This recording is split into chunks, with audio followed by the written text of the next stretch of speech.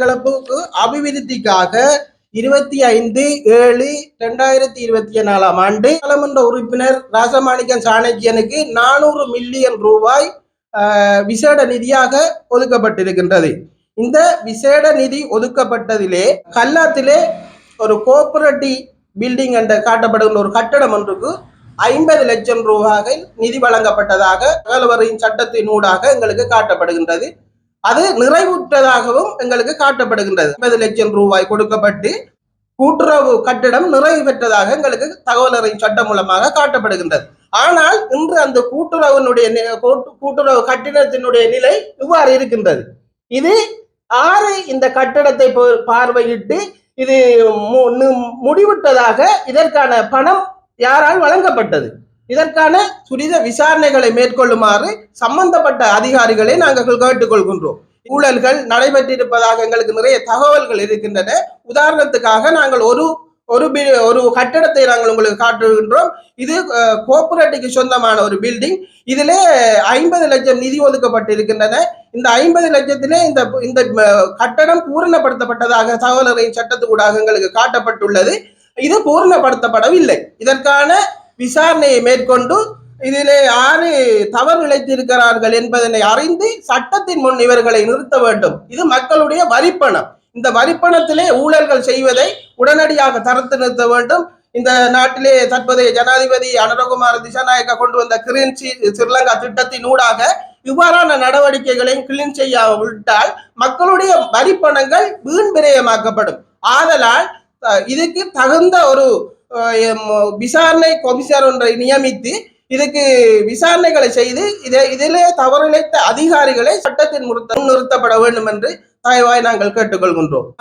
நாங்கள் பெறப்பட்ட ஆவணத்திலே களுவாஞ்சிக்குடி பிரதேச சபைக்கு உட்பட்ட இடத்துக்காக வழங்கப்பட்ட தொகை 10,06,00,000.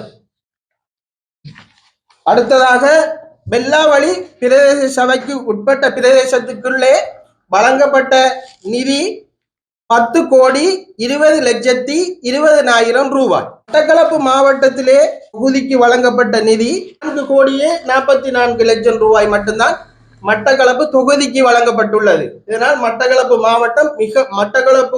தொகுதி மிகவும் புறக்கணிக்கப்பட்ட என்பதனை நாங்கள் இந்த தகவலின் சட்டத்தின் ஆவணங்கள் ஊடாக மட்டக்களப்பு மக்களுக்கு தெளிவூட்ட விரும்புகின்றோம்.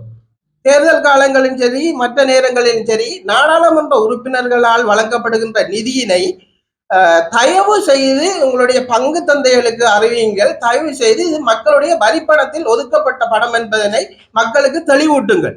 இது நீங்கள் வழங்குகிற பணத்தை ராசமாணிக்கம் தந்தார் என்று ஒளிபரப்பூடாகவும் எல்லா ஆலயங்களிலும் விளையாட்டு மைதானங்களிலும் சொல்லும் போது மற்ற கட்சிகள் இதனால் பெரிதும் பாதிப்படைகிறார்கள். நாடாளுமன்ற உறுப்பினர்களால் ஆலயங்களுக்கு நிதிகள் வழங்கப்படுமாயின் இருப்பின் அதை மக்களுடைய வரிப்பணமாக அறிவிக்குமாறு எங்களுடைய தாழ்மையான வேண்டுகோளை முன்வைக்கின்றோம். அத்தோடு இந்து குருக்களிடமும் நாங்கள் தாழ்மையான ஒரு வேண்டுகோளை விடுக்கின்றோம். உங்களுடைய ஆலயங்களிலும் அறிவித்தல் பலகையிலே ராசமாணிக்கம் சாணக்கியன் என்பவரால் இந்த நிதி வழங்கப்பட்டது என்று போடுவதனால் மற்ற அரசியல் கட்சிகளுக்கு பாதிப்புகள் ஏற்படும்.